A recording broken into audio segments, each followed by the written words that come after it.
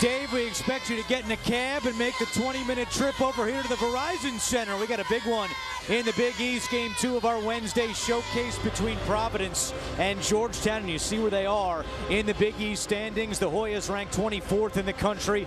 Providence already with 1 win over Georgetown back in Providence back on January 10th. And for the Friars, their 2 top guys, both a little banged up. Chris Dunn and LaDante Henton.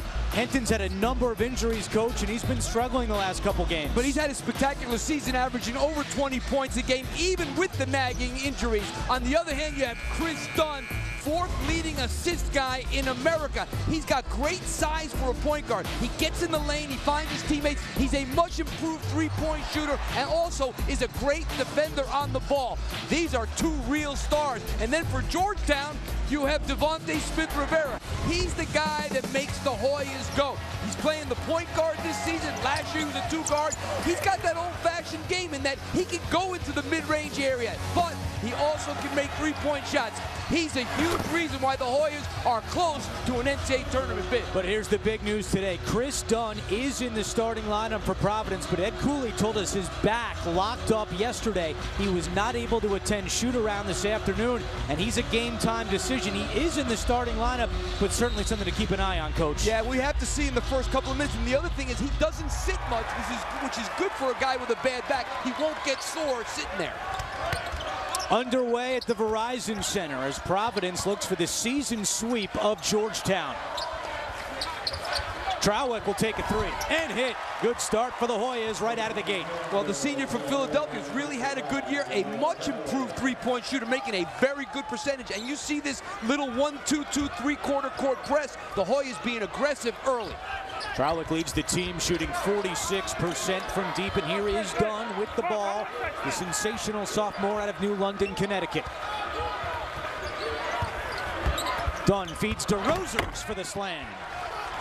That was a mistake defensively. It seems like Josh Smith went for the steal. He should have just stayed behind him and used his body to push the Rogers off the block.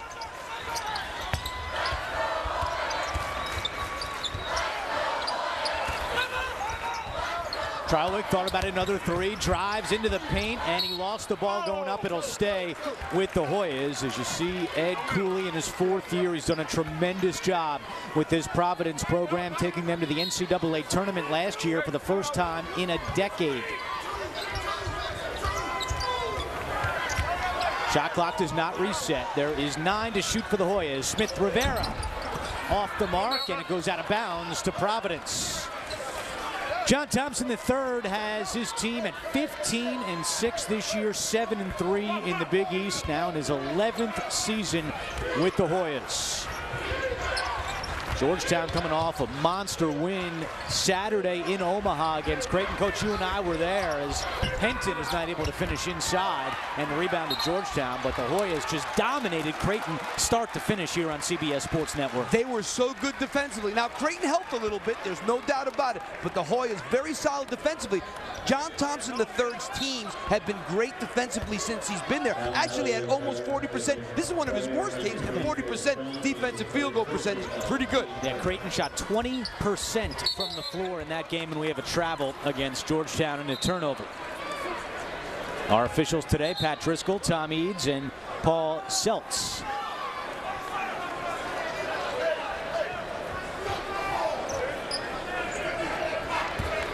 Again, more pressure from Georgetown here as Dunn brings the ball up the floor. It's kind of a soft pressure, make Providence use a few seconds off the 35-second clock. That should have been a kick ball.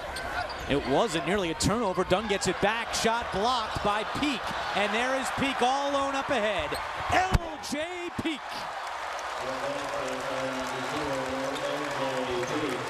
I don't like the way Dunn looked on that dribble move there. He seemed very tentative. Josh Smith, aggressive defense. And he forces the turnover. Smith-Rivera for 3. Good.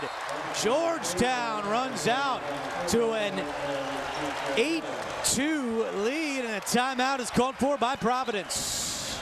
And they're not really a team, Georgetown, known as forcing a lot of turnovers. That was a little bit of a sloppy play. DeRozier's got to come and meet the ball.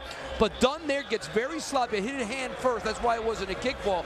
And For him to have that shot blocked was incredible. Good play by Trower, getting it up to Peak. And then on the next possession, see, there, DeRozier's makes the mistake there. When you're getting pressed and you're the guy in the middle, you must come and meet the ball. If he comes to meet that pass, there's a good chance that Josh Smith fouls him. Always come and meet the ball against pressure. Smith Rivera leads the team, averaging 15 points per game. That's 5th in the Big East. And, Coach, I agree with you early on.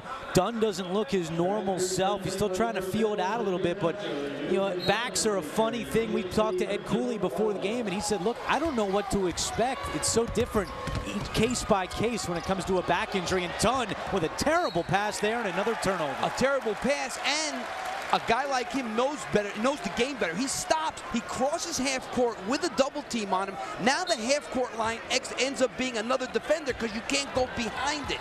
You must not stop there with the dribble. Stop your dribble there when people are pressuring you. Here's the thing for Ed Cooley, though, Coach. Is Chris Dunn at 50% better than what he's got on his bench? That's something that Cooley has to wrestle with throughout this night. Well, I think if Chris Dunn can go, I think you got to let him go, whatever percentage that is. Hopkins corrals the loose ball with 10 on the shot clock. Hopkins blocked by DeRozier's. He leads the team in block shots. Dunn, other end, had it blocked from behind, but a foul called on L.J. Peak. You can see Dunn grimacing a little bit. What an incredible season it's been for Dunn, who's the Big East Player of the Week. When you get a triple-double, your odds of being the Player of the Week certainly go up. Only 14 in Big East history in Big East games. That is incredible to have a triple-double with big numbers, too. Came last Thursday against DePaul, 27 points, 13 rebounds, and 11 assists. First Providence triple-double since 2006, Jeff McDermott. And those assists, 7.4 per game, lead the Big East, also 4th in the country.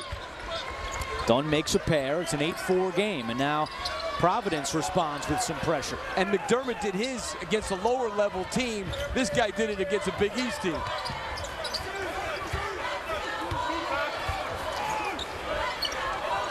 And Providence will play a lot of zone, probably 65-35 zone, and this is what Dunn does. Turnover, trying to go coast to coast, and he's fouled by Smith Rivera. He leads the Big East in steals. He's 12th in the nation in steals. He's got long arms, and he anticipates extremely well, and that's even in a zone. He sucks in a little bit when Josh Smith catches the ball, but those long arms and the anticipation is what made that steal happen. So Dunn back to the line. Now and he misses this one. You go back to that game January 10th in Providence, and it went to overtime, and Dunn scored 8 of the team's 10 points. He totally took over in overtime and led the Friars to the win. And he was having a poor game in regulation, but in overtime, he took over, as you said, Andrew. Misses both free throws. And they'll play this 2-3 zone a lot, and you can expect them to do this because the Hoyas are shooting 27% from the three-point line in Big East games. Have really struggled from the three. Peak trying to use the glass. The follow by Hopkins. Wow. Now, we saw Hopkins in Creighton on Saturday, and he gave them a very solid 29 minutes, 8 points, 8 rebounds, 3 assists. He was really a glue guy for this Georgetown team. And it's interesting they're playing him with Josh Smith. Usually he subs for Josh Smith. A foul away from the ball as we go back to that follow jam. Well, the problem there is you get a drive against the zone, too many people go to the driver, and nobody boxes out the guy who's coming in from the foul line. That's really a guard's box out position. Henton for 3, and it's tipped up, and Trowick comes away with it. Trowick pushes it up ahead to Smith Rivera. Smith Rivera comes up short, and the rebound to Chukwu. By the way, the last foul on Georgetown was against Smith Rivera. He now has 2 here in the first half. Nearly comes up with a steal, fighting for it, and it goes out of bounds to Providence. Good start between Georgetown and Providence. The Hoyas out to an early lead.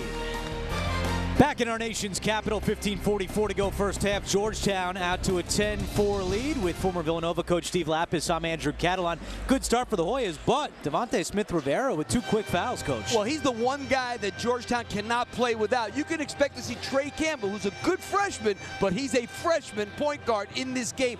But Rivera's still in the game. He almost picked up his 3rd one just before that break. So let's see what happens with him. John Thompson has to be very careful. And we're keeping a close eye on Chris Dunn tonight because of the back injury. So is Evan Washburn, the 3rd member of our team. He's got more on the sensational sophomore of the Friars. Evan? Well, Andrew, as you mentioned, it's back spasms that Chris Dunn is dealing with. Now, he's obviously played so far in this game. I was able to peek in to the huddle there to see if he was receiving any medical treatment. Nothing, no grimacing. Obviously, it's an injury where, as you mentioned, you don't want him on the bench long because if he gets cold or tight, or also dehydration can have an effect on it too. So we'll monitor it closely, but at the moment, seems to be not a big issue.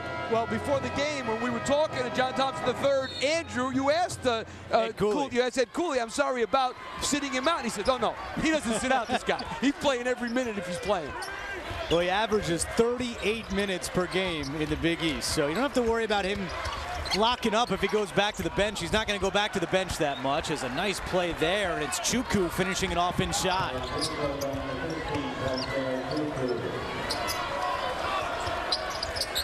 Whenever you play against a 2-3 zone, you have to attack the foul line area, or you got to make splits of 2 guys with your dribble. Right now, the Hoyas just playing catch on the perimeter. Not a good offensive set right here. And during that media timeout, John Thompson III took out Smith-Rivera with those 2 fouls. He's not on the floor as Josh Smith is tackled to the ground, and yes, a foul is called.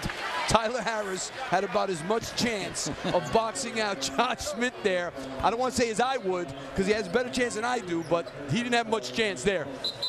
Well, Smith is 350 pounds, and Tyler Harris is 220, so a bit of a difference there. First foul on Harris.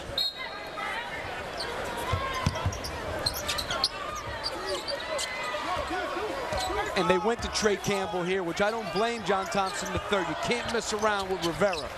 3 freshmen on the floor for Georgetown right now. I do think you bring him back in. You don't sit him the whole half. You definitely bring him back in with 8 minutes to go. Try and get 4 more minutes out of him. Trowick, not this time. Smith, the offensive rebound. They feed the big guy inside. He goes to work, blocked, but a foul is called on Chukwu.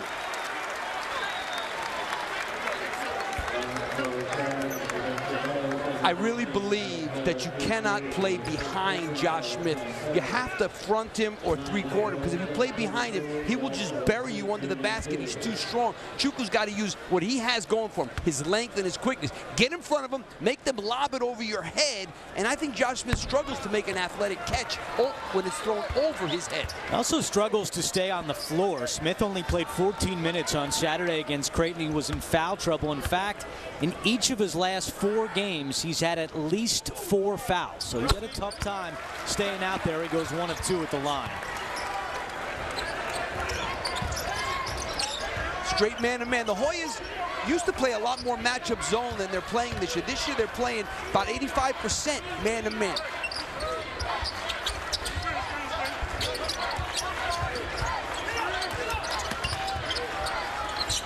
Josh Smith with the steal.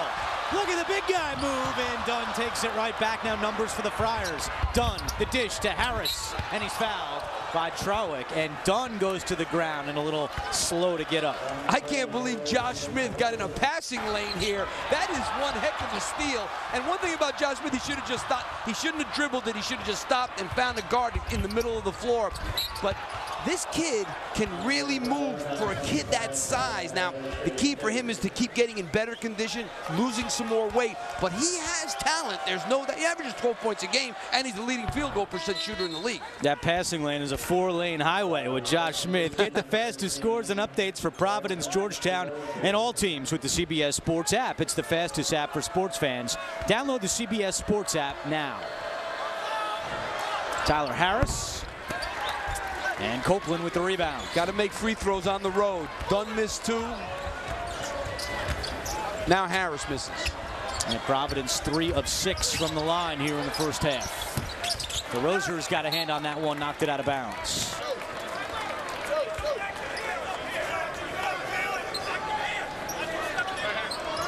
Well, John Thompson III has so much confidence in his 4 freshmen that see a lot of minutes. He does have a 5th in Trey Morning, who doesn't play much. As Lindsey fires that one and hits.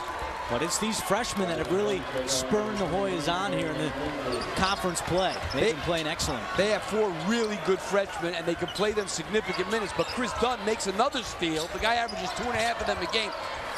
And Campbell from deep. That's a good sign, because Campbell, the one thing he has struggled with is his 3-point shooting. Another one of the freshmen. These Georgetown freshmen average 24 points, 9 rebounds, and close to 4 assists per game. And Smith Rivera is at the scorer's table. He'll check in as Harris lays it in for 2. That was a great cut, but somebody got lost down there on the baseline.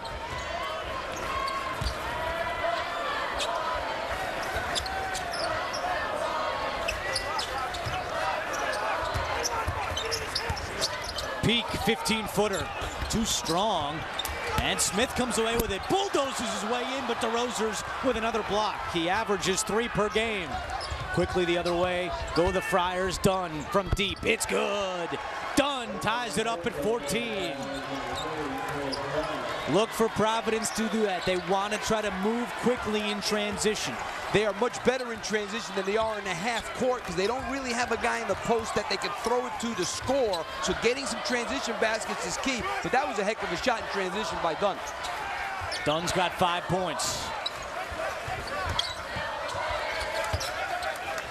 It's an 8-3 run for the Friars. No penetration from Georgetown against this zone right now. 5 to shoot. Campbell, another 3.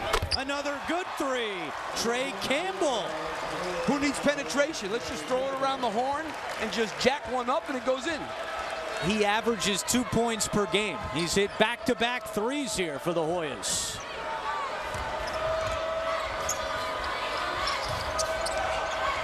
Dunn, baseline, nowhere to go. Out to Henton, and a foul is called on the perimeter against Georgetown. Timeout on the floor. The Hoyas lead by 3, but the Friars starting to heat up offensively. Dunn, the 3. Campbell, the freshman, with the answer.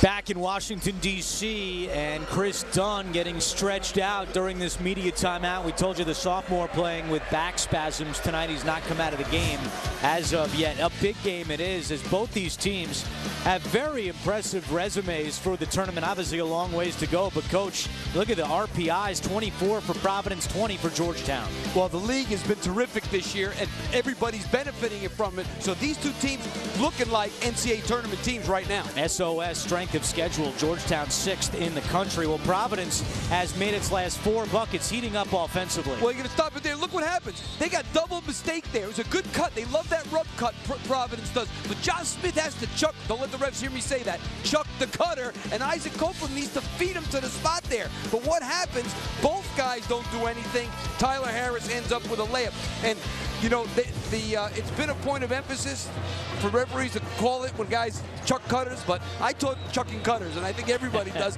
And Josh Smith can really chuck a cutter. I can tell you that right now if he steps in there. So that was not good defense, but a good cut and good play by Providence. He could chuck a linebacker. Now you see Dunn is on the bench, and Ed Cooley was just talking with him, and you know, as we spoke with Ed before the game, he doesn't really know how this is going to play out tonight. So I think that as the night goes on, Cooley's kind of going to be in our boat, is figuring out how he's going to use Dunn. Kyron Cartwright is checked in for the Friars. They trail by 3 with 11:30 to go in the first half. Getting a hand on that one for Georgetown is Bowen. 2-on-1. Bowen is fouled.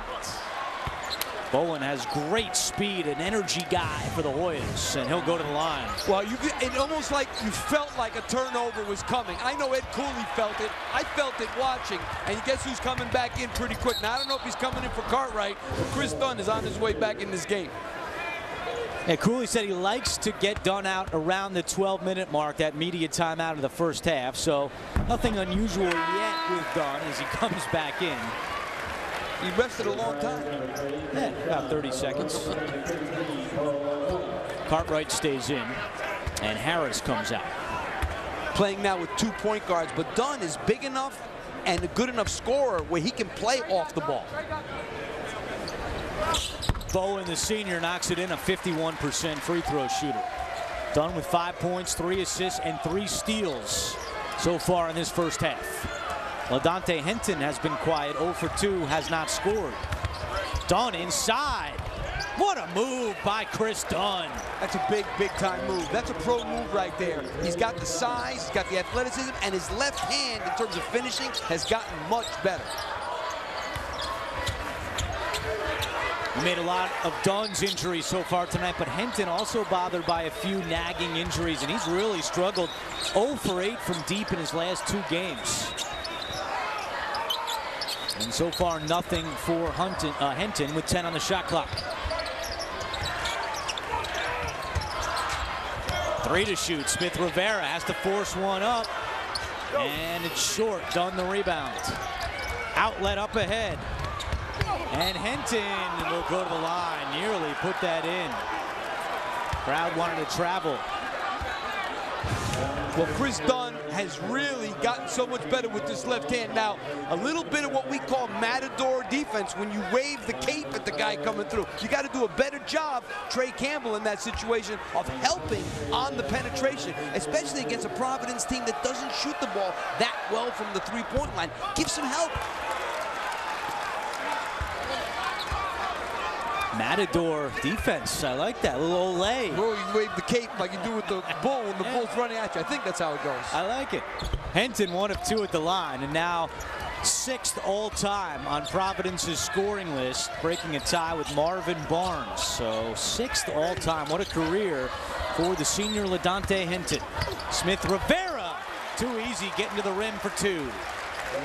Way too easy, and Providence goes man-to-man on that possession, which is always tough against the Hoyas because they run that Princeton stuff and get good spacing. And a foul is called on Trey Campbell. John Thompson III thought that should have been an offensive foul.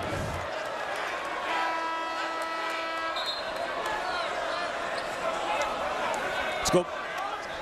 That time, Dunn should have given a little bit more help. He was worried about Trey Campbell, which I can understand. He's already made 2 threes. He was hesitant to give some help.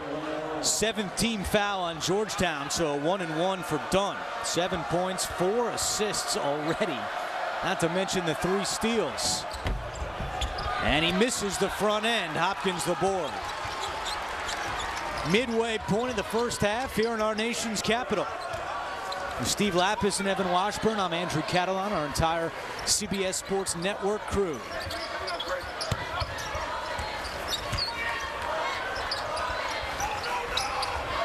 That's where you need to get the ball. The corner, the short corner, and right there. Good flash. That's good offense right there. Paul White, silky smooth freshman for Georgetown. Averaging 6 points in 19 minutes per game.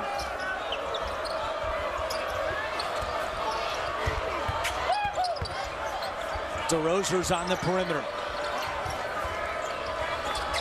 And a push off by Bowen, and that'll send Henton to the line for a 1-1. Well, this was great zone offense here. Okay, run it from there. You're going to see when the ball goes to the corner, stop it right there. Look at that. Everybody's looking here, and this man is occupying, but look what happens. You get a cut across the lane right there, and they forget about him. DeRozier's got his head turned, looking at the ball. You must, whenever you play zone, you always must look behind you to look for flashers. That time, Providence, not a good job.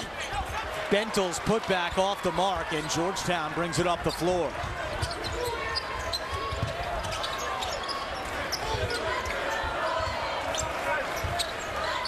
Smith Rivera, deep 3. It's good!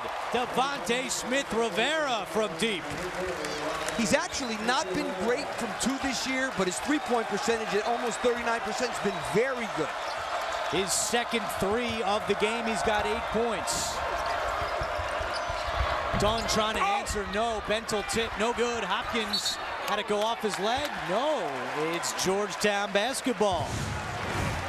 Well, Smith Rivera That little pass fake, you know, it's amazing what a pass fake will do against the zone. That froze the defense and allowed him to get open. Largest lead for Georgetown. They can't add to it here, and we have a whistle and a foul inside. It's a 7-0 run for the Hoyas.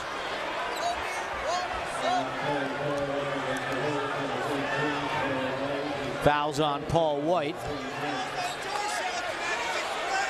We would do a drill in practice, Andrew, where when we were playing against a team that played zone a lot, like John Chaney at Temple, you weren't allowed to take a shot unless you pass fake first, just to get the habit, because when a team plays an aggressive zone, that little pass fake makes a guy move a half of a foot. That may be enough for him to lean the wrong way and you to get an open shot.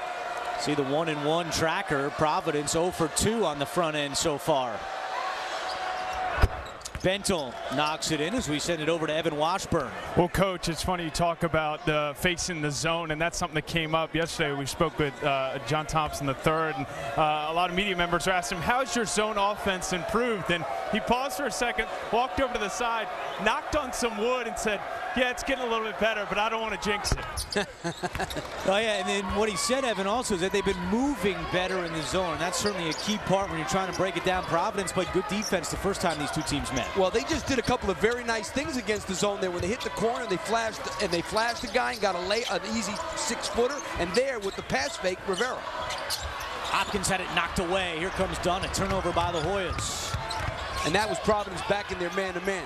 Lindsay connects from the outside. Jalen Lindsay. Providence needs more of that from the freshman. And he's been struggling lately. I saw him earlier in the year when he was shooting the ball very well. He's had a lot of things happen to him. He's been sick. He's had, you know, bad hand. He's had a lot of things, but he's a freshman and he's been a little banged up.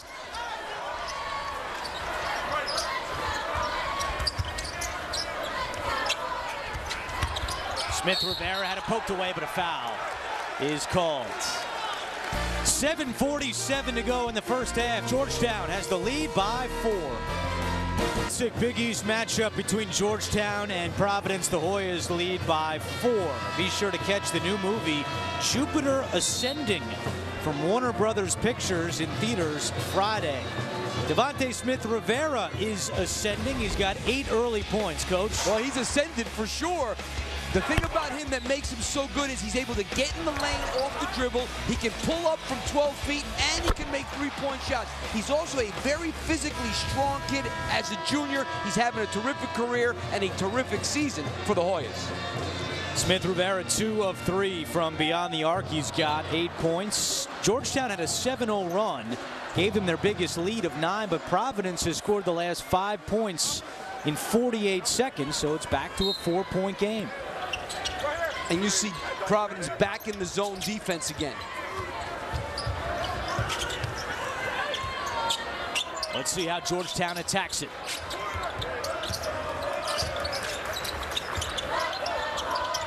Smith to Smith Rivera.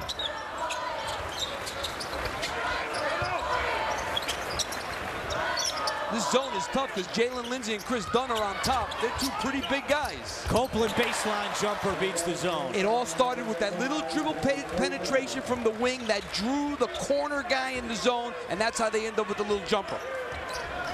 Good patient offensive set by the Hoyas. Their lead up to 6. Bentel for 3. Won't go, and the rebound to Peak. Bentel now 0 for 8 shooting threes in league play.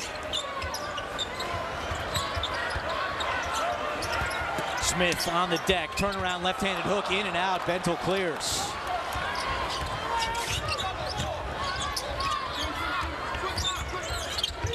DeRozier's inside, matched up with Smith. Smith bumps him. DeRozier's chucks one up, looking for a call. Now doesn't run down on defense. Yeah, he's got to run back. Copeland inside for 2, and the foul.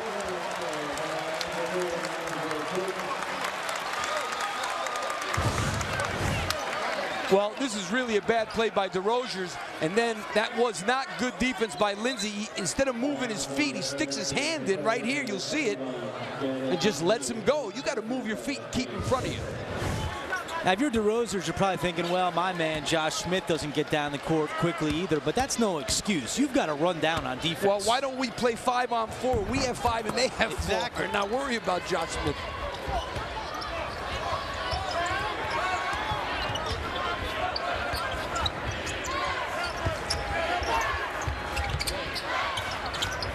6:20 to go in the first half.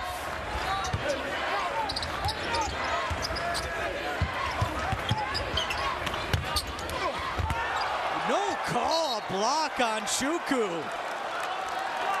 Wow, a lot of contact. This is the Big East. Well, Chuku's got to go up strong. He's trying there, but he's got to lift and he's got to eat more because he needs weight, but he's a good player. Henton nowhere to go as Josh Smith alters his route to the basket. Out of bounds to the Friars.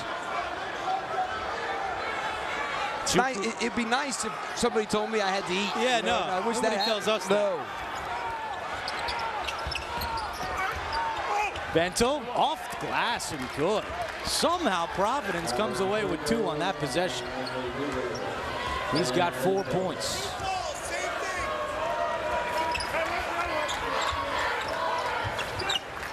Peak 3 corner. Tipped up on the follow. Smith fighting for it out of bounds to Georgetown.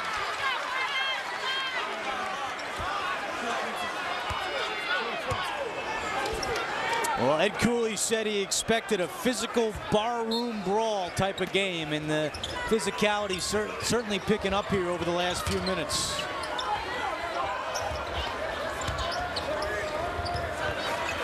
Bowen getting a lot of time here in the first half. Copeland jumper is good. Boy, Copeland really knows how to move without the ball in that zone offense. That was a great flash from the opposite wing to the elbow, which was the weak spot of that zone. Very smart for a freshman. Copeland averages 5 points per game. He's already got 6 here in the first half. And then Copeland breaks up that pass. Providence gets it back, but Henton travels. And the struggles continue for Henton, who does not have a field goal yet tonight. I mean, take a look at Isaac Copeland here. He comes from the opposite wing. And again, Providence falling a little bit asleep. That time, Chuku not seeing the cutter. When you play zone, your head has to be on a swivel. You have to be constantly looking behind you to see who's coming and who's where. Each team with 5 turnovers in the first half. Make it 6 for Georgetown. Lumumba baseline, nowhere to go. Back out to Chuku. Now Henton trying to get on the board of the field goal, still can't. Turnaround, Bento, count it, and the foul. Bento, very physical freshman, does a good job here of getting the offensive rebound and then scoring. Providence with a fairly young team out on the floor right now, and this is just good old-fashioned hard work. Picture Bento in a Georgetown uniform because it almost happened. He was highly recruited by John Thompson III. In fact, a scholarship was offered, but in the end, Bento chose to go with Providence. You know, it's funny how many of these kids get recruited by Big East schools and they go against each other when they end up playing. 6 points, 6 rebounds for Bento here in the first half. Now Chuku will head out. And Copeland will shoot at the other end.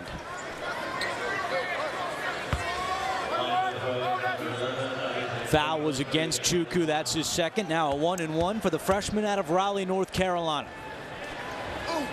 Knocks in the first. Copeland playing well of late, last 6 games, averaging 10 points and 5 rebounds per game and shooting 59% from the floor. These freshmen as a whole continue to grow for John Thompson III. And one of the things he credits it to is the tough schedule Georgetown played early, playing at Kansas or Wisconsin and Indiana. These freshmen were thrown into the fire, and it's really paid dividends here in Big East play. Number 3 ranked schedule in the country, so they have a lot going for them in terms of the NCAA tournament committee. DeRozier's from 18 gets the roll.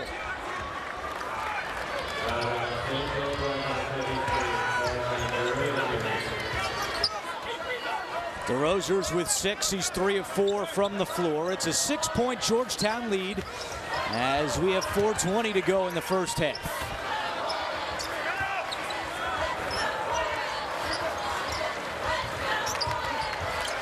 Bowen still getting a lot of run here. Smith Rivera thought about a deep 3. He wants it back to shoot again. 6 on the shot clock. Instead, Copeland, not this time.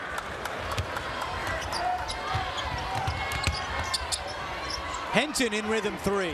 Still can't find the mark. He was looking for a foul. Yeah, that wasn't even close. Henton has missed 10 consecutive threes over his last 3 games. I mean, this is a guy, one of the leading scorers in the country. Averaging 20 per game. Smith Rivera, nice pass to Bowen from deep. Way off, and a long rebound to Bentel. That's Bentel's 7th rebound. And now a foul on the other end. It's going against Dunn. Offensive foul called on Chris Dunn. That's his 2nd. 34-28. Coming up on AT&T at the half, Brent Stover, Mateen Cleaves, Gary Parrish, and John Rothstein are in New York. They'll have updates and scores from around the country, plus first half highlights and stats from here in Washington, D.C. Now let's take a look at tonight's icy hot player profile, and these are Coach Lappis's top point guards in the country. You've got Chris Dunn on the list. Oh, Chris Dunn definitely on the list. How about him? He's got 7 points and 6 assists tonight.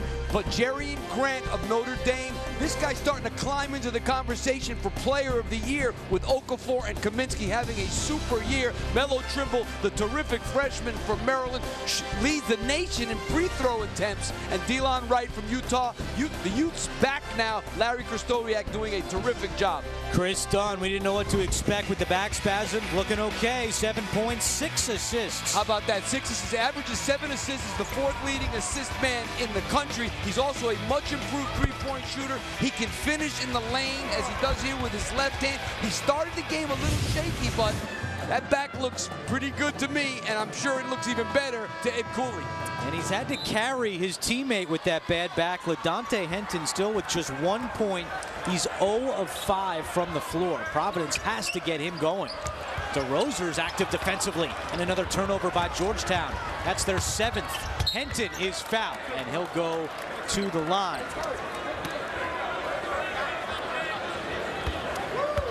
So LaDante Henton, as Ed Cooley told us, he's got a lot of different injuries he's dealing with. He's not 100%. He's been trying to gut it out, but it's starting to show here over the last couple weeks. Well, he's averaging 20 a game. He's from Lansing, Michigan. Well, there's another school right in Lansing, Michigan there called Michigan State that did not recruit him. Now, Tom Izzo, he hasn't missed on too many, but this kid, obviously, they didn't think was a big-time player, and he's really made him. He was kind of an undersized 4-man coming out of high school. He's made himself into a very good 3-man.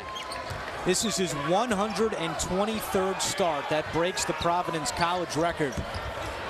And he has started 123 of 124. Been an incredible player for this program as we send it over to Evan Washburn with more on Henton. Well, guys, I was able to peek into the Providence huddle there, and head coach Ed Cooley had some strong words for Henton, questioning some of his shot selection. That previous 3, obviously wanting to attack, which we just saw there, but there's clearly a frustration for a guy who's used to putting up so many points to be struggling this much in the first half. But make no mistake, a guy with this much experience, they expect him to pick it up and to close out the first half, and especially here in the second. Hey, Coach, how would you handle the situation? A guy's averaging 20 points per game, but clearly not right the last couple of weeks. You still got to ride him? In February, play him. You came this far. It's who brung you to the dance kind of thing, where, especially a senior, yeah, you can't go. Plus, you don't have a lot of options on the bench. Who is capable of doing what he does? So I think as a coach, you constantly say to yourself, well, he'll get it going now. He'll get it going now. At some point, he's going to get it going. Ben Bentel has 8 points and 8 rebounds here in the first half. And there's no doubt, nice spark. There's no doubt a coach sometimes at the end of the year will say, boy, I stayed with that guy too long. That happens too. Inside 3 minutes to go in the first half. The Friars have scored the last 6 points. Josh Smith draws the double.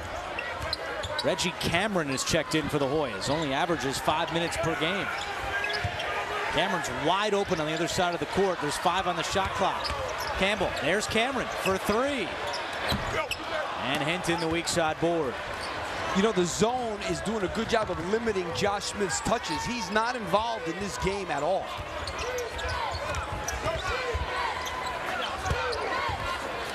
Bentel into double figures with 10. And we've got a tie game. That was a big-time move, by the way. Bentel's got 10, and Josh Smith, you just mentioned, only has 1 point. An 8-0 run for Providence. Copeland, high arcing shot, no good. Smith tips it up, gets it back, misses from in close, and Dunn walks away with it. He wants to push. 2-on-2. Dunn spinning, fouled, and he'll go to the line.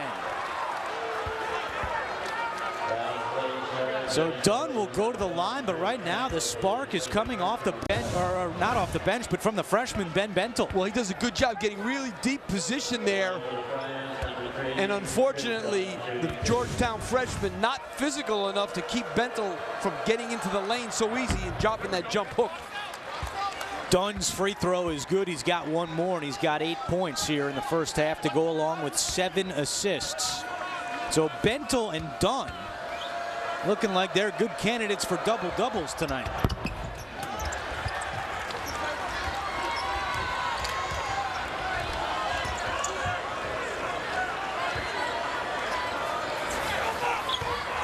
Providence still stretched out in the zone defensively.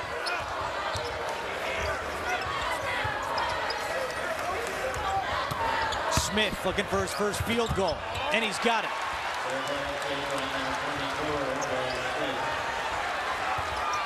Leads the Big East, shooting 65% from the floor, and a lot of them are from that range he just scored from. Well, the zone had done a great job of keeping the ball out of his hands, but the last 2 possessions, they made a point of getting it to him.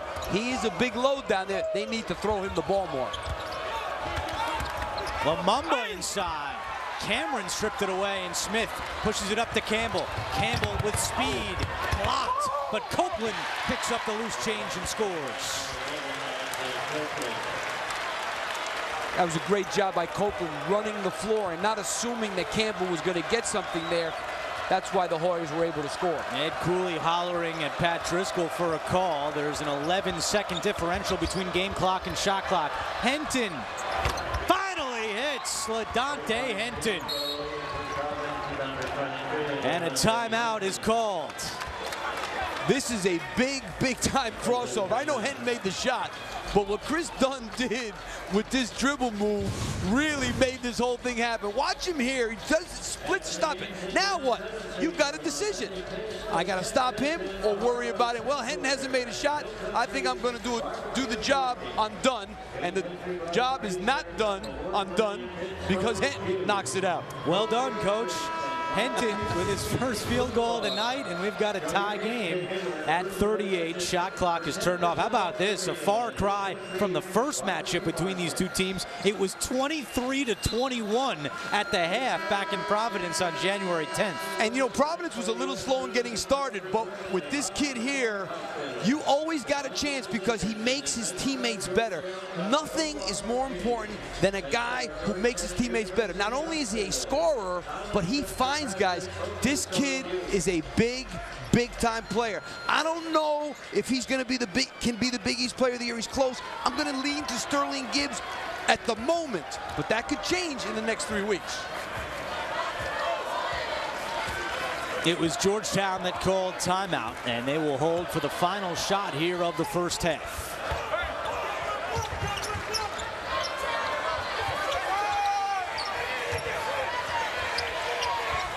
Smith Rivera, 4-3.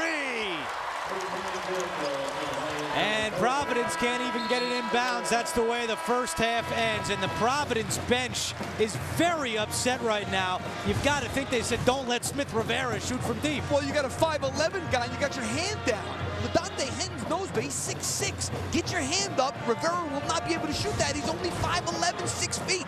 Bad defense by Providence on the best player on Georgetown. Smith Rivera into double figures. He's got 11 points. This year, when leading at the half, Georgetown is 12-0, and Evan Washburn is with John Thompson III. Well, Coach, you guys had control at times in that first half, but Providence obviously makes a run. What do they do to get back in this game? Got to the foul line. Now, their zone, I know had been a point of emphasis. Is there anything you need to do adjustment-wise to find more success against their zone?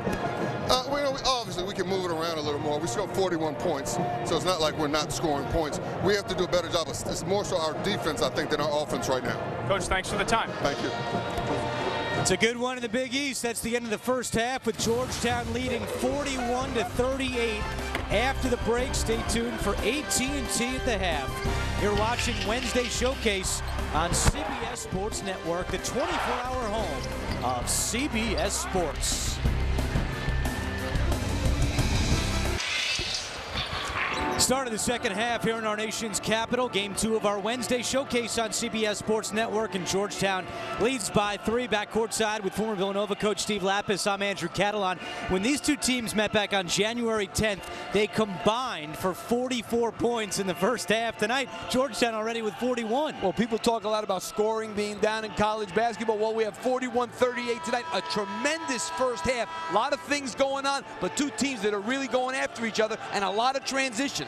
Yeah, let's take a look at some of the first half highlights in our Sylvania Silver Star Ultra game summary. And Chris Dunn looking good, Coach. Well, there was a chance he wasn't going to play, but this kid makes his teammates better. That's what makes him so good out on that floor, and that's what makes him so important. 8 assists in the first half. He's averaging over 7 a game, 4th in the nation. But as you can see here, he's the kind of guy that will get easy looks from all of his teammates. And then Devontae Smith-Rivera. What can you say about this kid? First team All-League player. Maybe he wants to get in the conversation for Player of the Year. He made 3 threes in the first half, including this one at the end of the half there where Dante Henton didn't get up on him fast enough.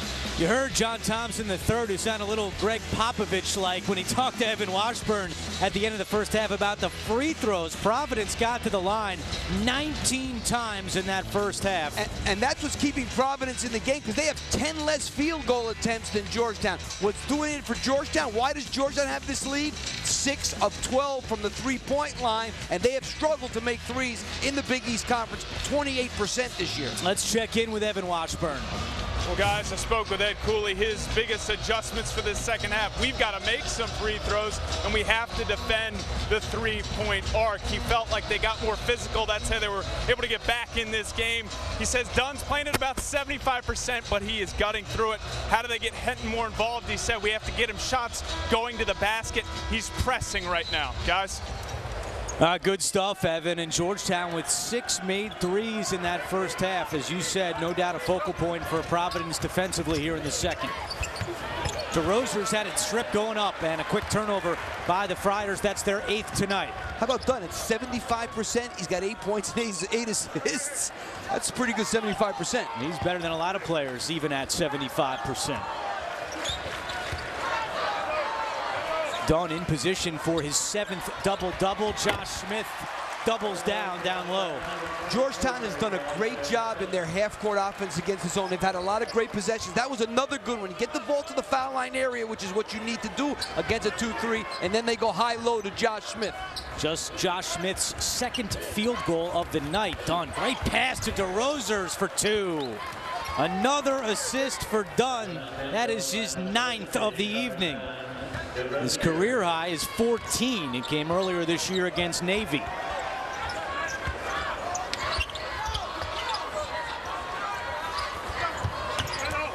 Campbell's pass knocked away by Lumumba, right to Josh Smith. And 15 on the shot clock for the Hoyas. And Providence has been living with this zone for the most part in this game. Smith-Rivera, he can shoot from deep. He'll try it here. And flying in for the rebound as Copeland couldn't finish on the putback. Now Dunn in transition. Henton had it knocked away by Copeland. Georgetown the other way with numbers. 4-on-1. Smith-Rivera misses the 3. Georgetown could have done a little more there. Boy, I mean, I understand he's a good three-point shooter, but you got to take that to the basket. Get a layup. Check. 2 minutes into the second half. Bentel, who had a big first half, backing down his defender and draws a foul. Let's go back to that last play in transition, though, Coach. Well, you see 4 guys going to come against 1. Stop it right there. So now look at this. Dribble the ball here, make him make a decision, and dish it off if you have to. But you can, there's no way you don't walk away with something here. I mean, if he takes that ball at DeRozier, there's no doubt they are getting a leg. By the way, Providence a little slow getting back that time. I was surprised we watched that. All we saw was the one Providence kid, DeRozier, the whole time. Bentel makes the free throw. He's now got 11 points and 8 rebounds. Just a freshman. He's never had a double-double in his career, 2 boards away. Bentel attended St. Andrew's School in Delaware, which was the scene for the movie Dead Poets Society back in the late 80s. It was filmed at his high school.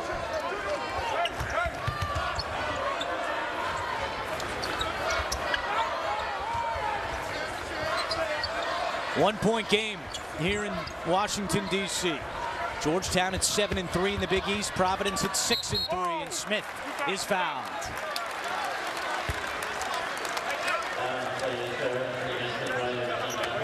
That's the third foul on Chris Dunn. So you're going to see here when the ball goes to the post, it goes now. Look, stop it. Now somebody's got to rotate inside of Josh Smith, and they don't rotate inside of him, and that was Chris Dunn who should have rotated inside of him there. Instead, he gets it an easy 2 foul shots.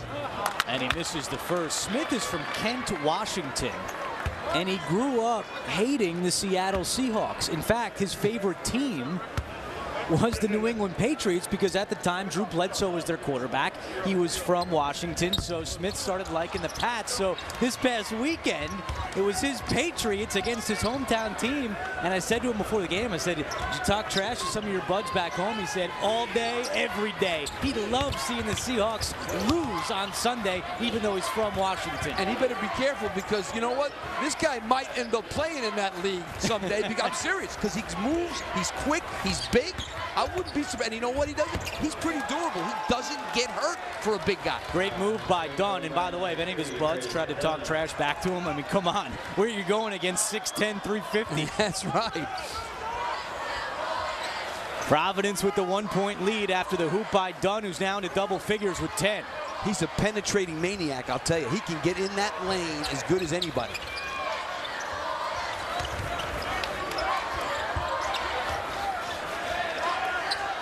Trey Campbell starting this second half for Georgetown instead of LJP. Campbell's got the ball here with 4 on the shot clock. Finger roll is good.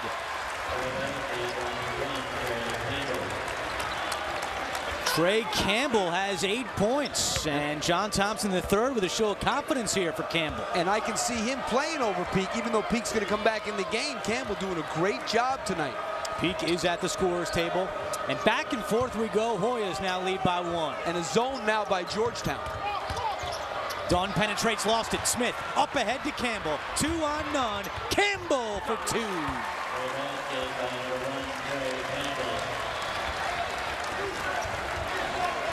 Josh Smith has very good hands. How many times in this game have we seen him get his hands on the ball and force a steal?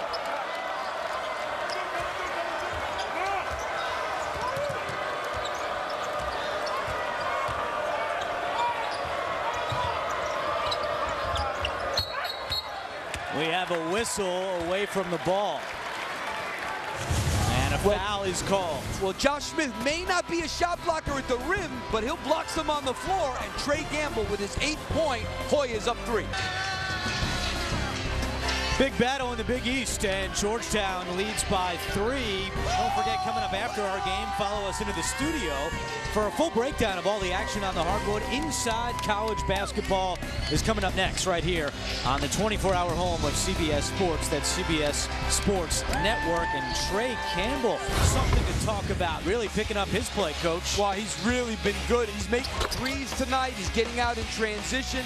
And he's, of all their freshmen, has probably had the least opportunity because Rivera's playing. Now they're playing them together, and he's doing a great job in this game. Campbell has 10 points. His career high is 14, and he started this second half over LJP, who started the game. Meanwhile, that last foul before the break was an offensive foul on Ben Bentel. That's his first, but it's Georgetown basketball. They lead by 3.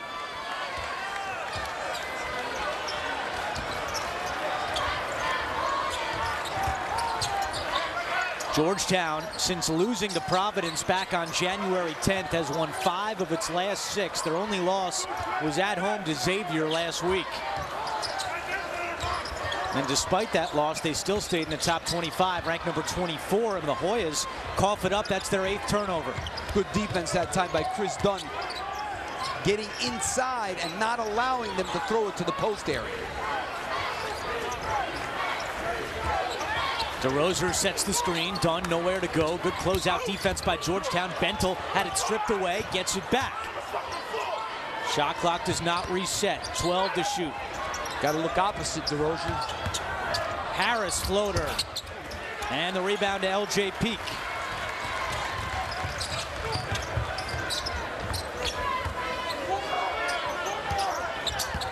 Here's Peak. Oh, he tried to lift off and lost it going up, but Trawick is able to reset.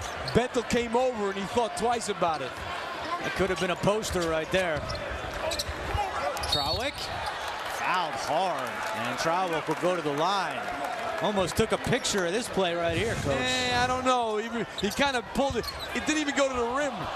I'm not quite. I think he was trying for a poster, but it really didn't come close to one. When Bentel came over, he thought twice about going for the poster. Maybe he thought his arms were a little longer than they actually are. Yeah. So Trawick will go to the line, 64% this season. Trawick missed 5 games last year for Georgetown because of a broken jaw, and that injury occurred against Providence. Good player, tough kid, having a great season, really. And he's just one of these guys who does a little bit of everything, but he's a very physical kid. Had 15 points in the win over Creighton on Saturday, a game you saw here on CBS Sports Network. And Trawick gets it done at the line. And now we have a whistle, and Ed Cooley has called timeout. 14:26 to go, second half, and the Hoyas have a 5-point lead here on CBS Sports Network. Welcome back to DC. The Hoyas up 5 on the Friars, and this is the second time these two teams are meeting in the last 25 days, and it looks like we might be in for another thriller. Back on January 10th when they met in Providence, it went to OT. Georgetown was down 2 in the final seconds of regulation when Paul White missed a 3-pointer, but Josh Smith was there to get the rebound and scored to tie the game. Now in overtime, Providence's Chris Dunn took over, scoring 8 of Providence's 10 overtime points to give them the 60-57 win. Now, if Providence can get the win tonight, they do something they haven't done in 21 years. Beat the Hoyas twice in a season. If you go with regular season, it's been 22 years. And guys, when we spoke with Ed Cooley before tonight's game, he said the importance of sweeping the Hoyas is huge because he feels like it's going to go down to a tiebreaker at the end of the regular season when we're talking seeding. No doubt about it, Evan, and we showed their RPIs earlier. Providence at 23, Georgetown at 19. This is a big game, not only for the Big East, but for both of these teams' tournament resumes. Yeah, I think more so for that. I understand seeding is important in the tournament, but you can win the tournament even with a not great seed. The thing is, you got to get to the NCAA tournament, and both these teams are headed there. And whoever wins this game is getting another top 25 RPI win on their resume, which is huge. And look, every night in the Big East is tough, but look at Georgetown after this game. They go to Villanova on Saturday and then next week at Seton Hall. So 2 very tough road games coming up for the Hoyas. Corner 3 is no good by Jalen Lindsey, and Trawick chases down the loose ball. Well, Dante Henton not out there for Providence, but he is at the scorer's table now as Trawick counted and one. He is a tough kid, and he'll go to the line and try to finish off a 3-point play. Yeah, he's a very physical, tough kid who's gotten better and better every year. I think when he was a freshman, he struggled a little bit. Now that he's an upperclassman, he really knows how to play, and he's the kind of guy that JT3 loves having on his team. He grew up in Philadelphia. His favorite player, someone Georgetown fans know very well, a guy by the name of Allen Iverson. Not bad. No, an 8-0 run for the Hoyas. I saw AI drop numbers on us. I saw it firsthand. I don't like when you have some of your Big East flashbacks, Coach. They're not all good. No, they're not all good. You can't be in that league and have them all good. Smith Rivera. That would have brought the house down. Instead, Bentel with his 9th rebound, so he's 1 board away from a double-double. Henton back in the game for Providence.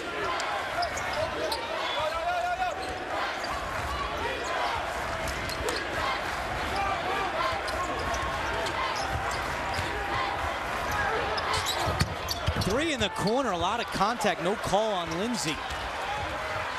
Smith Rivera up ahead to Peak, drives in, and it's blocked by DeRozan. He got a piece of that one. Henton for three. And Hopkins the board. Boy, Henton has not been able to get anything going, and it just doesn't look good. Doesn't look like it's going in right from his hand. Henton 1 for 7 tonight from the floor.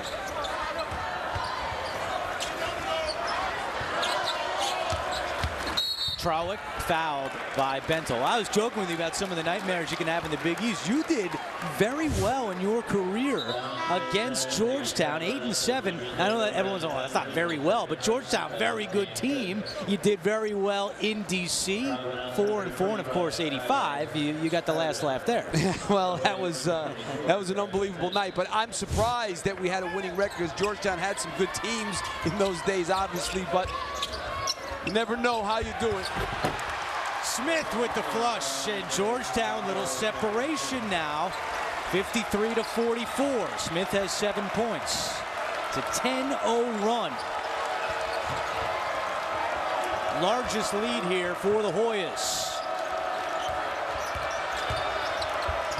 Henton couldn't get a handle on it.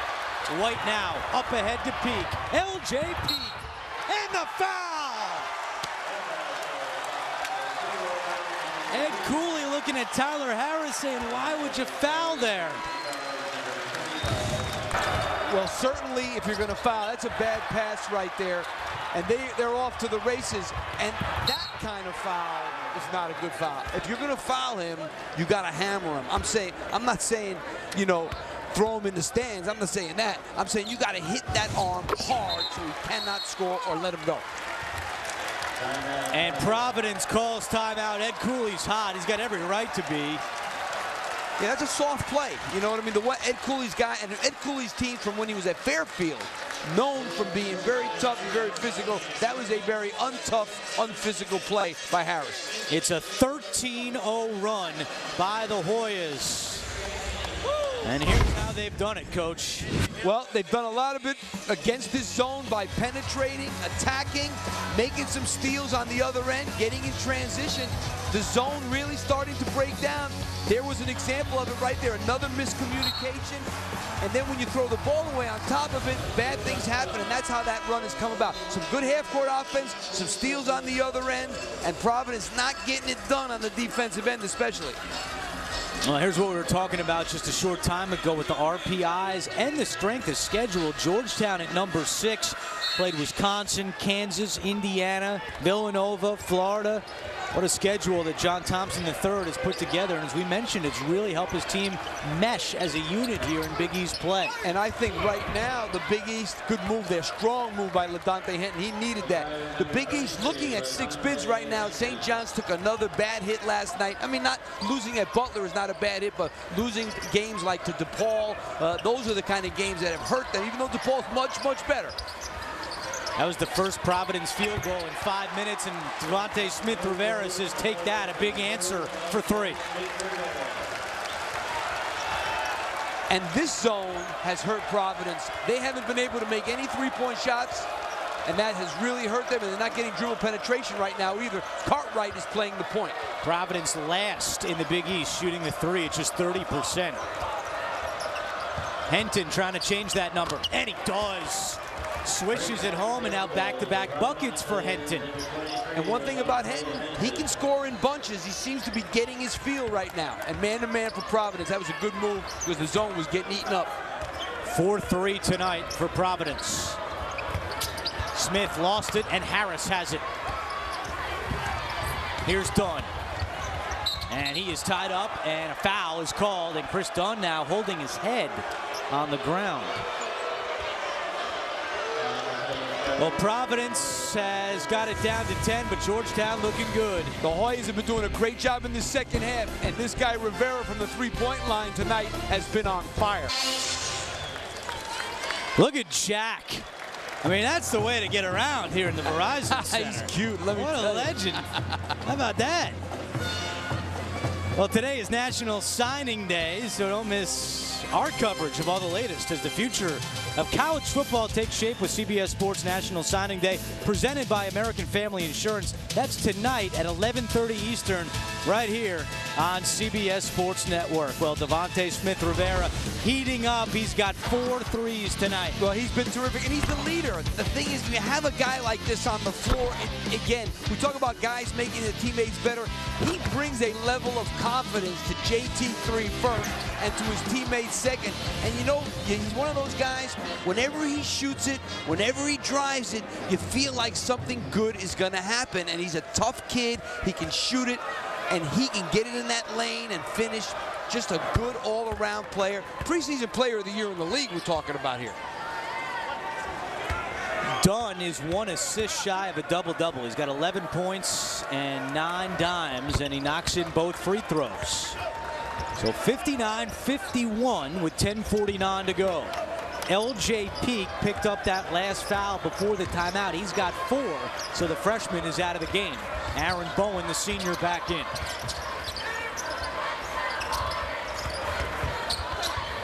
Trawick inside, tough shot, won't go. Smith, offensive board, and he's fouled. See, now that play there, everybody says, oh, he's boxing out Josh Smith. Tyler Harris allowed Trawick to drive, and when the help had to come over, that's how Josh Smith ends up by himself. Tyler Harris has to do a better job of guarding his man off the dribble. He's stuck there, and now he's got to get the help. And when the help comes, who's going to help on Josh Smith? And the truth is, once you leave Josh Smith and he gets to the basket, how are you getting him out of there?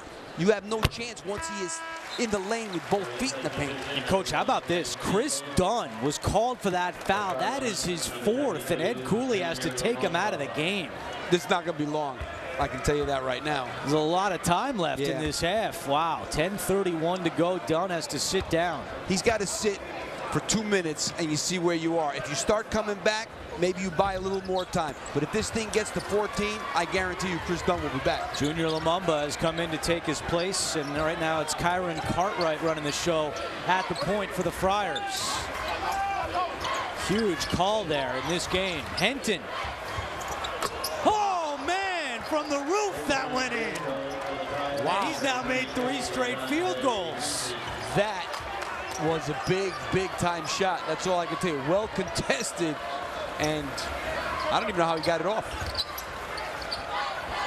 White trying to answer. Off the mark, Hinton the rebound. Providence down by 6. Cartwright, he's got speed, nothing there. Kicks it back out, Harris. He drives in, shot blocked by White. And now a foul is called on the rebound.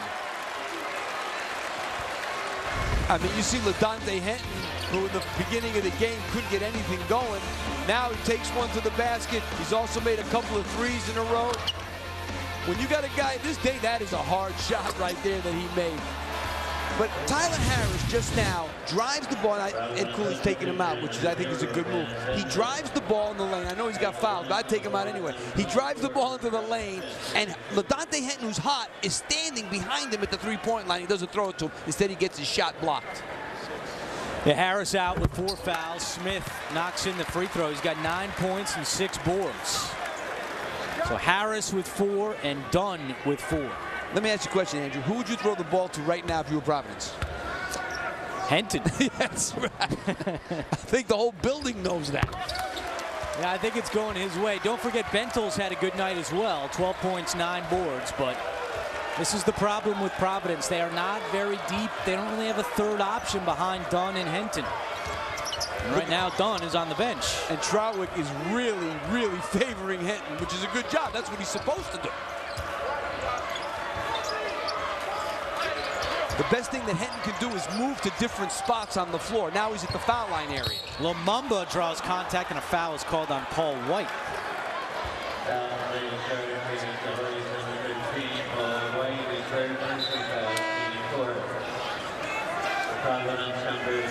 4 team fouls on the Hoyas. Meanwhile, Providence already with 8. 9:22 to go. Here's Henton.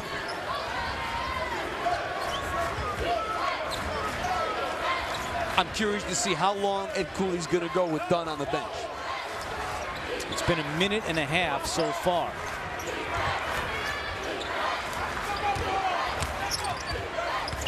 Cartwright jumper. It's good. Big shot from the freshman. Big shot for him because he looked a little bit shaky, but the way they're playing Henton now is going to leave openings in the lane there. Good job by Cartwright taking advantage of the way Georgetown is defending LaDante Henton. First bucket tonight for Cartwright, the freshman out of Compton, California. Smith Rivera swings it to White, and he took too many steps. A travel. Turnover number 10 by Georgetown. They had 15 in the first meeting against Providence. Well, you're going to see Cartwright use that screen by DeRozier. Stop it. Henton. They're worried about Henton there, as you can see. That's why Cartwright ends up getting in the lane and getting an easy shot. 62-56, 8.5 to go. It's now been 2 minutes with Dunn on the bench. DeRozier set the screen. Cartwright calling for another one. Now it's Henton trying to split the D, lost it. Providence recovers with Bentel, and now 10 to shoot. DeRozier's Lumumba for 3. And Smith Rivera the board. Lumumba now 2 for 8 on the season from deep, but Georgetown loses it. Lumumba 3-on-1. Lumumba for 2. And you know what made that basket? LaDante Henton running the other lane, and Georgetown now not knowing who they should guard, and Lumumba did a great job there of hesitating, making them think he might throw it to Henton and taking it to the basket. Timeout, Georgetown. It's a 12-3 run for the Friars. It's been a second half of runs here tonight in D.C. Well, you're going to see a good steal there by Lumumba, but watch on the other side, LaDante Henton is already down the floor, and him being under the basket right here is what created that basket for Lumumba. They didn't know where to go, and he takes it all the way to the basket. Junior Lumumba only averages 1 point per game, but he's been starting of late for Ed Cooley. And with Dunn on the bench with 4 fouls, they need other guys to step up, and they've had that, Coach, a 12-3 run. They definitely have had that, and ever since he's gone out, now they can buy as much time as they can. Ideally, you don't want to put a guy back in the game with 4 fouls till 4 minutes to go in the game or less. You don't think they can do it with Chris Dunn on the road, but they've been able to do what they needed to do, so you keep him out.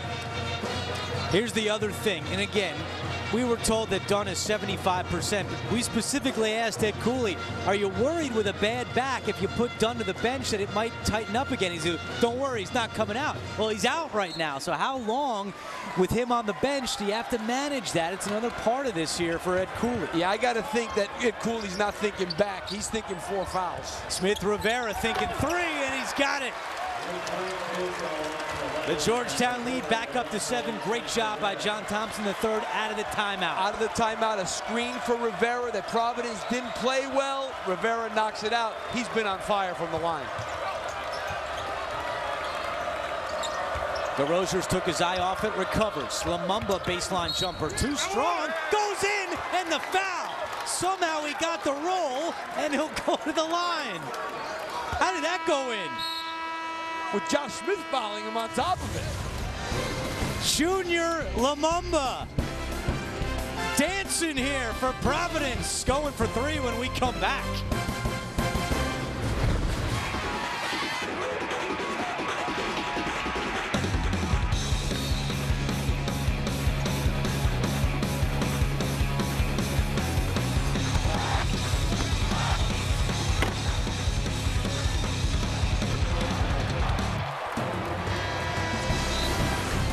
We thought it would be a Big East battle, and that's certainly what we're getting here tonight in our Wednesday showcase. Georgetown leads by 5 with 7:18 to go in the second half. Junior Lumumba, I thought this was going to be an air ball, Coach. I owed him an apology. It went in the basket. Yeah, and the problem started on the other side when the 2 guards were playing one guy. And now Trelwick, what's he going to do? He doesn't know who to take. He goes to Bentel. He shouldn't. Bentel can't shoot threes that well. Stay back here with the guy who's closer to the basket. Instead, he goes to Bentel.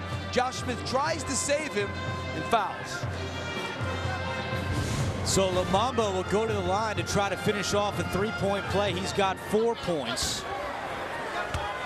And has given Ed Cooley some valuable minutes with Dunn still on the bench with 4 fouls, but he can't finish off the 3-point play. It remains a 5-point game.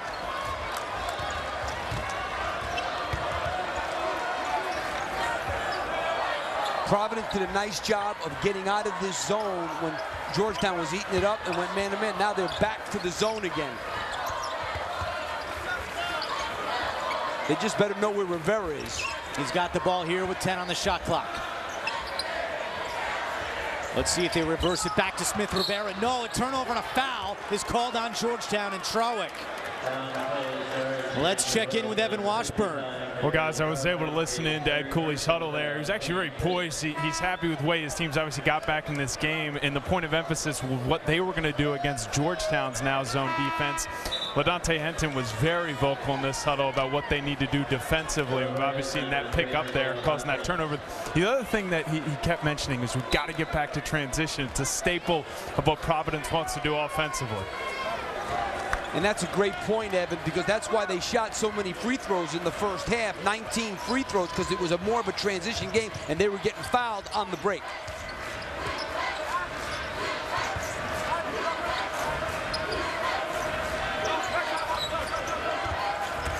Lumumba, floater, no, it's a pass. Bentel scores. I guess it was a pass. Well, it'll go in the book as a pass, and we've got a 3-point game. And for Ed Cooley, look at the time he's bought. Now 4.5 minutes with Dunn on the bench with 4 fouls, and his team has actually closed the gap to 3. He may not come back in at all. I don't know about that. LJ Peak is back in with 4 fouls for Georgetown. He's got the ball here. Trawick baseline, and he stepped out. Turnover number 13 by the Hoyas, and Trawick can't believe it. That used to drive me nuts. How can you not know where you are? I mean, he's not out, he's a foot out, or size 12 out, or whatever it is. I mean, that used to drive me crazy when that happened. How can you not know where you are on the court? And no one was near him defensively. 16-6 run for the Friars. They can tie the game with a 3. DeRozers maneuvering around Hopkins, gets the roll.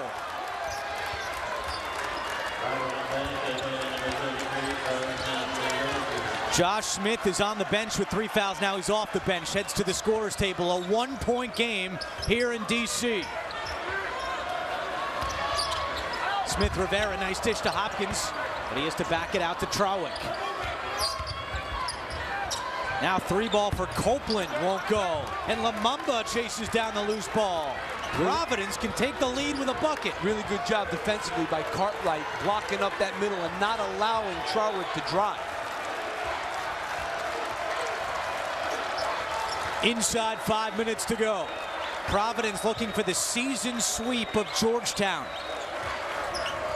They have not beat the Hoyas twice in a year since 1994.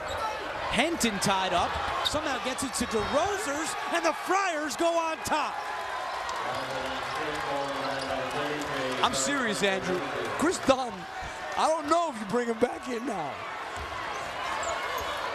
A 12-3 run. And this crowd here in Georgetown is stunned. First Providence lead since 44-43, and a foul is called on Providence. Well, they're doing a good job of getting the ball into the teeth of the defense. It started with a dribble penetration and then getting the ball to DeRozers right in the middle of the lane. Georgetown has to stop this penetration that Providence all of a sudden is doing and getting the ball into a guy like DeRozers. Trawick is at the line, and it's a 1-and-1. Front end is good. We're tied at 66. Georgetown led by as many as 9 points in this game, but Providence has clawed back and tied it up at 66. You know, as a coach now, you're thinking, Dunn's been out for 6 minutes. These guys obviously are in the flow right now, where he's coming back in right now. He's at the scorer's table. Next whistle, Dunn will come back in. But what a great job by his teammates to pick him up with the 4 fouls.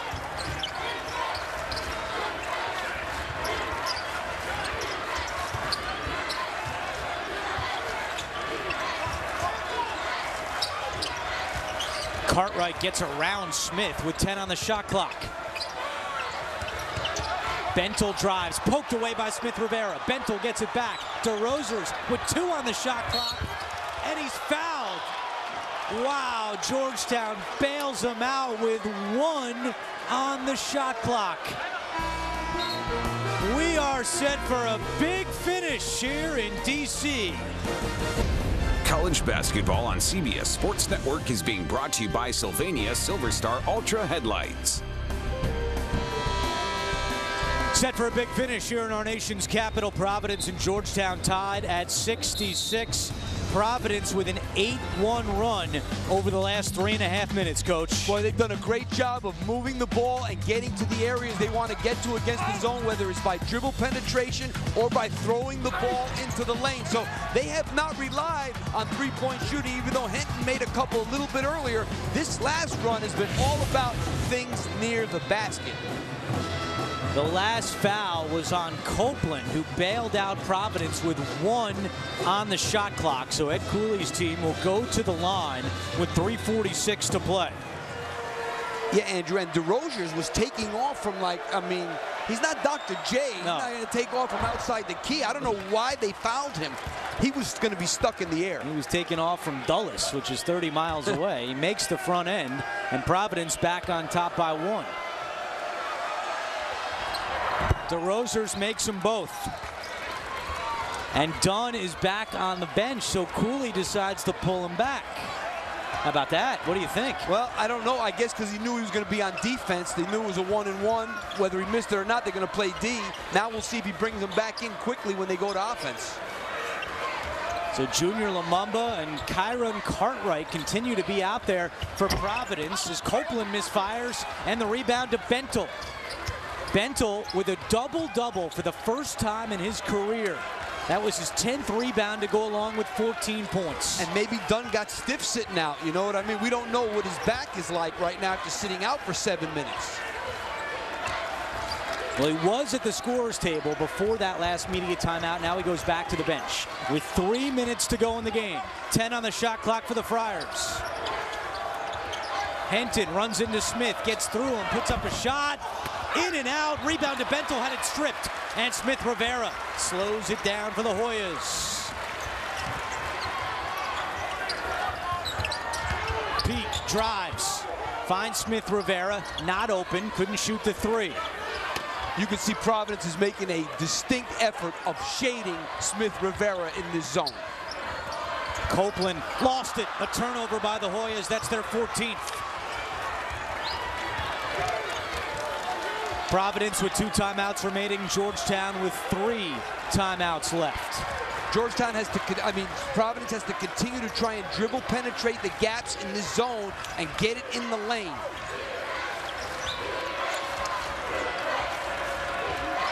Inside college basketball coming up next. Right now, Cartwright with 2 minutes to go. Gets around a screen, Cartwright, tough shot. Won't go, and the rebound to Georgetown. Georgetown man-to-man on that possession. A little screen and roll. Cartwright's got to finish that one. Trawick draws contact and goes down hard. Wow. Jabril Trawick went to the ground hard and remains down. Yeah, I don't think DeRozier's did anything there other than foul him. I don't think that's something. They might look at it. I don't think it was a flagrant. But I haven't seen it on replay yet. Last year, Trawick broke his jaw against Providence, missed 5 games. Here's another look. DeRozier's came down with that left hand. And that's a hard foul. Hard. And obviously the officials will take a look at it to determine if it was a flagrant 1 or 2. Trawick shaken, but is able to walk over to the Georgetown bench. Interestingly, Big East Supervisor of Officials John Cal is in attendance tonight. Yeah, I don't think that's a flagrant. That's a good hard foul. I think he was more, or ended up off balance and ended up falling hard. I don't think DeRozier really, I don't see a flagrant No, there. I agree with you. It didn't look like he did that intentionally. As the officials, Pat Driscoll, Tom Eads, and Paul Seltz huddle up to discuss this. with 1:51 on the clock.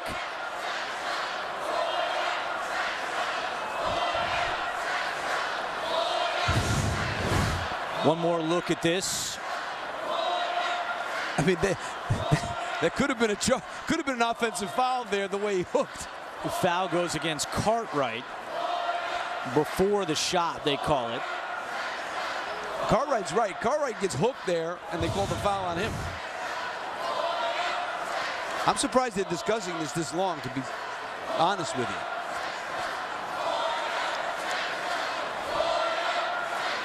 Have to see if Trawick can come out to shoot the free throws or if he's going to have to come out of the game. He's standing in the Georgetown huddle as the officials sort this out. Well, if it's a flagrant, John Thompson can pick whoever he wants to shoot it. If it's a regular foul and he comes out, the sub has to shoot it. Oh, wow. The officials coming over to tell us. This is Tom Eads.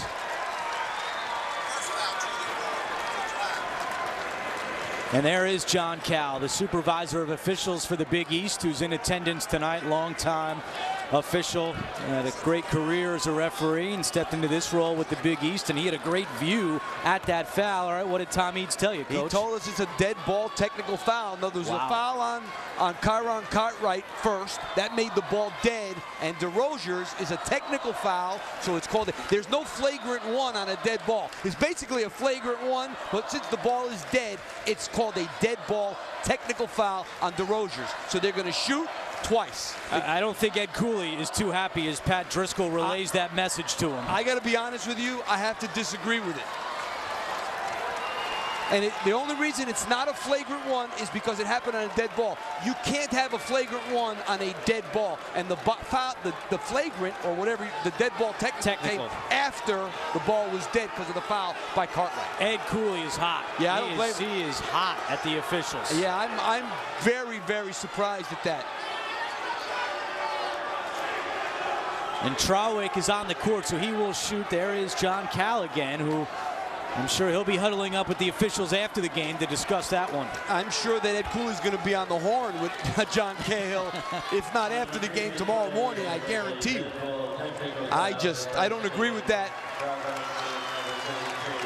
So Trawick has 2 shots. Thankfully, he's okay as he goes to the line. Georgetown trails by 2.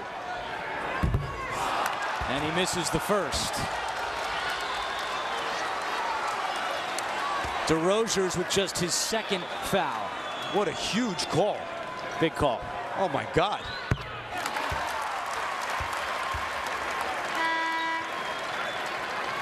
So Trawick shot the 2 because of the foul on Cartwright. And now Smith Rivera gets 2 because of the technical. It's a technical. If it were a flagrant one, the person getting fouled would have to shoot the ball. Now that it's a dead ball technical, that's an advantage. They get to pick whoever they want to shoot the 2 free throws. And they picked a guy who's 85% on the season and 2nd in the Big East, Smith Rivera, who makes them both and gives Georgetown a 1-point lead. And, oh, by the way, it's Georgetown basketball because of the technical. This is, if I met Cooley, oh, yeah. He is livid right now. He's livid. So how about this? What a swing. Georgetown now in front by 1, and they have the ball with 1:45 to go.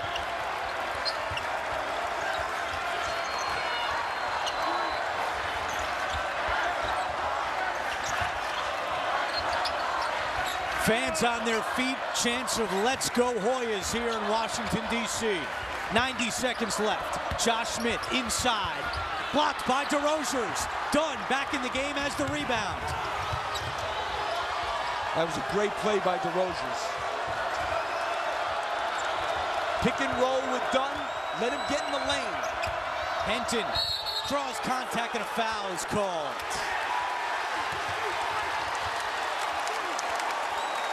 Oh, there's no way they're going to call a charge on this. Wow, they are debating that right now. The initial call was a block. And now they're calling it against Georgetown, and John Thompson III is beside himself. Well, I'm going to tell you right now, after what just happened down this end, there's no way they were going to call a charge. I don't care what anybody says. I know people say refs don't have makeup calls. I'm not saying it was a makeup call. But there was no way they were calling that charge on LaDante Henton. Instead, they call it on Josh Smith, and that's his 4th foul. I know it was a relatively quiet night in here until the last minute or so. I know the Hoya fans are upset, but I think they've gotten the best of the bargain so far.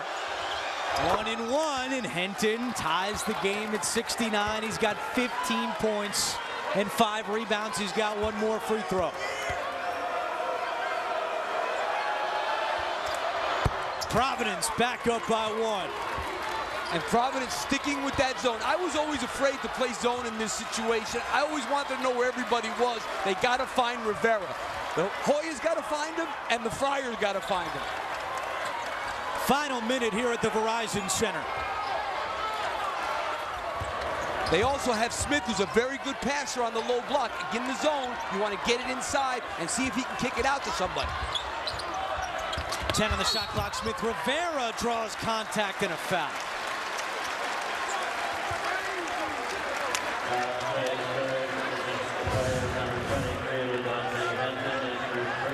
Rivera does a good job of getting in the seam there. Yes, that is a foul.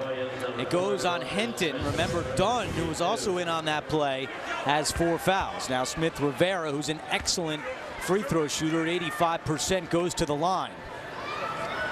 Georgetown shooting 2 the rest of the way, and Smith Rivera ties the game at 70. He's got 20 points. 5th time this year that Smith Rivera has had a game of at least 20. You know, you don't see college teams do this much, but Providence in a position now where they could go 2 for 1 if they can get a good shot in the first 5-6 seconds here, which is not that much time, maybe to get the last shot of the game. If there was 50 seconds left, I'd be more for it. Right now, 2 for 1, not great. Got to get as good a shot as you can. You're down 1. Georgetown calls timeout. They have 2 remaining. So does Providence.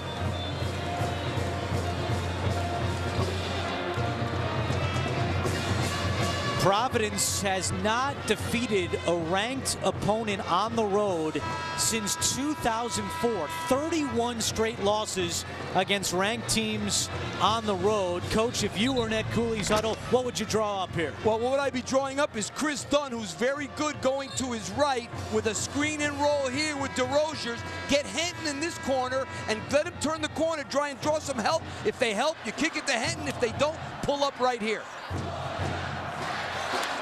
Our coach's clipboard here on CBS Sports Network. How about this? In the last 3 minutes and 15 seconds, we've had 4 ties and 4 lead changes. Georgetown back up by 1. Now let's see if they try the 2 for 1. Well, close. Too close. Probably not enough time, but they need to use as much. They got to get a good shot as quickly as they can. But if it takes a while, that's fine. They got to get a good shot here. And Georgetown goes zone. Very good move by John Thompson III. Goes back to the zone. Now it's a little tougher to get done in the lane. Henton slips, and a whistle, and a foul is called on Josh Smith inside. That's the 9th team foul on the Hoyas, so a 1-and-1 for the Friars. And on the fly, a great play by Ed Cooley. Stop it, right there. Look at the double screen on the bottom here that's going to come for LaDante Henton. And that was a great call by Ed Cooley. 2 screens in the back of the zone and gets Henton the ball, and he gets to the foul line. What a great adjustment. That's a good call. Smith threw DeRozier's away, and that's the 5th on Josh Smith. So he is out of the game with 10 points. Also fouled out Saturday at Creighton. Continues to struggle with foul trouble. Boy, I tell you, both these coaches doing a great job at the end of this game, changing up and getting what they want. I thought that time, John Thompson III, a great job of switching from the zone, man-to-man, and going zone. Providence prepared for the man-to-man. All of a sudden, on the fly, switches up to one of their zone plays to get Henton on the box off the 2 screens to the back of the zone. Great job. Don't forget, Inside College Basketball is coming up next here on CBS Sports Network. But we've got a little bit left to go here in Washington, D.C. Remember, when these 2 teams met back on January 10th in Rhode Island, the game went to overtime. We could be staring at that again. DeRozier's with a 1-and-1.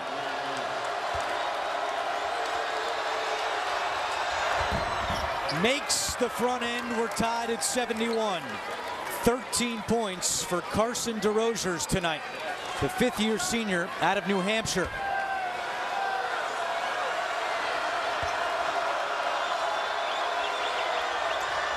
And the Friars go up by 1. Ed Cooley calls timeout. He's got 1 left. John Thompson III has 2 timeouts remaining with 32 seconds on the clock. The shot clock is turned off. First of all, let's say this. DeRozier's a 68% free throw shooter. He knocked out 4 big ones here late in this game. Done a great job with that.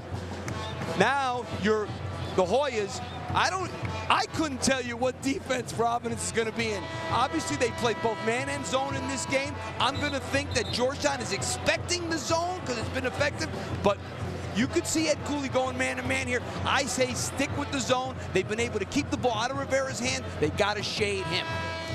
31 straight games Providence has lost on the road against ranked teams rather. It dates back to 2004. Now, Coach, if you're Georgetown, when do you take the shot? As quickly as you can.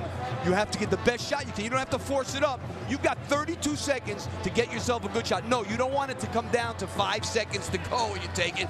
But if that's what it takes to get a good one, then that's what it takes. You must get a good shot. You can expect some dribble penetration. Zone for Providence here. Remember, any Providence foul results in 2 free throws for Georgetown. They're shading. Look at them close down on Smith Rivera with 15 seconds remaining. Smith Rivera drives. Peak cut, lost it out of bounds to Georgetown with 11 seconds left, and John Thompson III will call timeout. Well, here's the problem right now. Josh Smith is out of the game, so you don't have that big target in the lane to throw the ball to, not only who can score around the basket, but is a good passer. And they're forcing it now because Providence doing a great job. You saw how they closed out on Rivera. You said it, Andrew. They're not giving this guy any room to breathe. I think they got to set a screen at the top of that zone and try and get Rivera to turn the corner. And if everybody converges on him, then he's going to have to kick it to somebody for a shot. They are able to go to the monitor inside here with 11 seconds to go to determine who the ball went out of bounds on. Doesn't look like the monitor's working right now, which is a problem. But to me, it looked like it went off Dunn's arm. Yeah, I thought that was off Providence. I thought that was Georgetown's ball. 11.8 on the clock as we look at it again. And watch the right arm of Dunn come through right here. Oh, I thought it was Dunn's right hand that got it. Look at Pete. Is that Pete? Look at that. Ha. That is Pete. I don't know. Look at that right there. What, does he miss that? I don't know. That's a tough call on the monitor. Well, it was ruled Georgetown basketball, so they'd have to have enough evidence to say it was definitely off Peak to change it, and they're not going to do it. It's staying with Georgetown. Very close call. Great job by our guys in the truck here on CBS Sports Network. Our director, Chris Glass, producer, Scott Brandwine. 1 timeout left for each team. 11.8 seconds on the clock. And let's check in with Evan Washburn, who listened into the Providence huddle. Well, guys, the 2 points of emphasis: recognize where Smith Rivera is and then crash the boards. They just kept repeating that. Where's Smith Rivera? And crash the boards. And they don't have Josh Smith to crash the boards. He fouled out for Georgetown. Well, they tied the game up in Providence on an offensive rebound. Dunn steals it, and a foul by Copeland. What a play by Chris Dunn.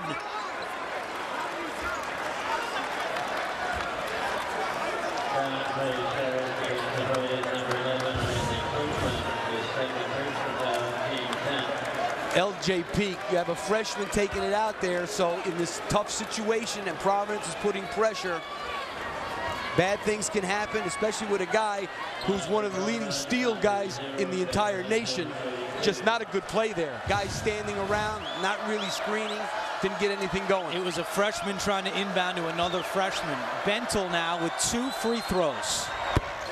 He's got 15 points and 11 rebounds. Another freshman here who was recruited heavily by Georgetown, was offered a scholarship but chose to go to Providence. And he's having a big game against John Thompson III. And I don't like calling timeout here if I'm Georgetown. I like to push it up, not let the defense get set. If they're down 3, Providence, if they're up 3 like they are now, if it gets under 5, I would foul. 3-point game, 9 seconds to go. Smith Rivera guarded by Dunn.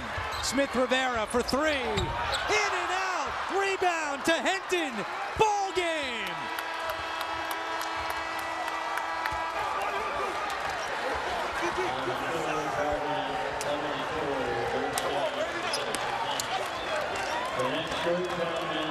For the first time since 2004, Providence has defeated a ranked team on the road. And for the first time since 1994, the Friars have beat the Hoyas twice in the same season. What a win for Ed Cooley in Providence. What a gutsy win, because Chris Dunn is out for 7 minutes there, picks up his 4th foul. They really don't have much of a replacement for him. And I thought Rivera, that's not a bad shot that he got off there. Providence, it was kind of too early to foul. If it got under 5, I'm a full believer in fouling, but with 6, it's too much time. They end up stopping him, getting a rebound. And I was surprised Georgetown didn't foul on that rebound, but it was over by then anyway. It would have been 2 seconds left. That was halfway down for Smith Rivera. And Providence walks away with an enormous win over Georgetown. Already 23rd in the RPI, and that's going up for the Friars. Evan Washburn is with Ed Cooley. Well, Coach, obviously this was an emotional game, a lot of runs. How would you best describe what your team was able to do here on the road? Big East War, they're a great team.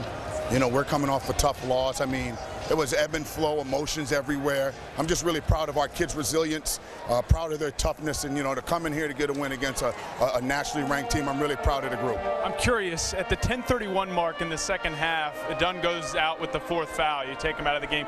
Your team then goes on a run to get back in this game. What does that say about your group? I feel like young kids are growing up. I thought Kyron Cartwright, I thought Ben Batil, I thought Pascal. I thought we got some good minutes from all of our freshmen, and man, what a win. I mean, it's a great team win, and really, really fortunate to win it tonight. There were a lot of aspects to this game, but again, there was the technical foul and the dead ball. There were times your team seemed to be able to, or could have maybe turned it in because things didn't look like they were going their way, but they didn't. How have they been able to do that? Well, I mean, our kids are urgency, The one thing you can never underestimate is the power of belief. And I think LaDante leads by that, played well, then he made back-to-back threes. Power of belief, we're just fortunate to move on. Well, Coach, thanks for the time. Congrats. That was a fun game to watch. Tough one to coach. Guys. All right, good stuff. Thank you, Evan. And Ed Cooley, in his 4th year, has done a great job with the Friars. A look at the updated standings in the Big East, and Providence now tied for 2nd, a 7-3 league record. Georgetown 7-4, and the next 2 games for the Hoyas at Villanova, at Seton Hall. For Steve Lapis and Evan Washburn, I'm Andrew Catalon saying so long. This has been a presentation of CBS Sports Network, the 24-hour home of CBS Sports. Let's now send it back to Brent Stover and the guys in our Inside College Basketball studio. Take it away in New York, guys.